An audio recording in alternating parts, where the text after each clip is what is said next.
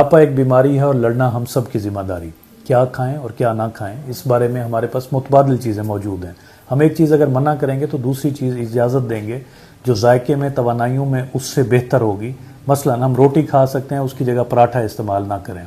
मुकम्मल आटा इस्तेमाल करें, जबकि सफ़ेद आटा या सूजी निकला हुआ या मैदा निकला हुआ आटा वो यूज़ ना करें।